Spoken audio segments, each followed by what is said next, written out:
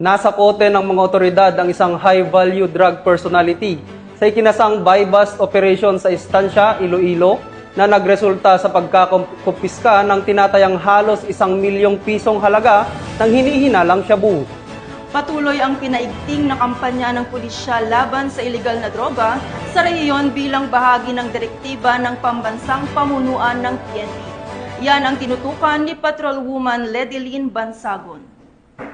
Ang matagumpay na buy-bust operation ay isinagawa ng Station Drug Enforcement Team ng Estancia Municipal Police Station sa pamumuno ni Police Captain Kevin T. Amorio, Officer in Charge sa Barangay Lumbia, Estancia, Iloilo, alauna na madaling araw ngayong Hunyo 20 taong kasalukuyan. Sa operasyong ito, naaresto ang isang high-valued individual na babae at ang kanyang live-in partner. Kinilala ni Police Captain Amorio ang pangunahing suspect sa alias na An-An, 22 taong gulang, isang kasambahay at residente ng Purok 1, Barangay Ipil, Balasan, Iloilo. Si An-An ay kinilala bilang high-valued individual at dati nang naaresto noong September 2023 sa Limeray, Iloilo dahil sa paglabag sa Republic Act 9165, ngunit pansamantalang nakalaya matapos magpiyansa noong second quarter ng 2024. Kasama rin na aresto ang kanyang kinakasama na si alias Renren, 22 taong gulang, isang obrero at residente ng Purok 2, Barangay Villa, Panian, Estancia, Iloilo. Siya naman ay tinukoy bilang isang street-level individual.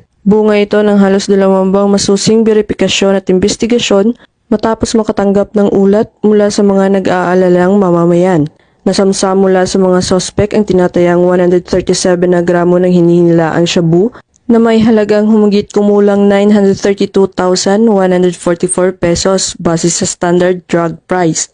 Batay sa paunang investigasyon, sinasabing mula sa Iloilo City kinukuha ng mga sospek ang kanilang supply ng illegal na droga na pagkatapos ay kinakalat sa iba't ibang bahagi ng istansya. Sa ngayon, nasa kustudiya na ng Estancia Municipal Police Station ang 2 sospek at nahaharap sa kasong paglabag sa RA 9165 o ang Comprehensive Dangerous Drugs Act of 2002. Ang matagumpay na operasyong ito ay patunay ng hindi natitinag na paninindigan ng kapulisan sa buong Western Visayas sa pagsugpo sa iligal na droga at pagsuporta sa pulisiya ng Philippine National Police sa ilalim ng Pro 6 on Top initiative na layuning protektahan ng komunidad laban sa mga mapanirang bisyo.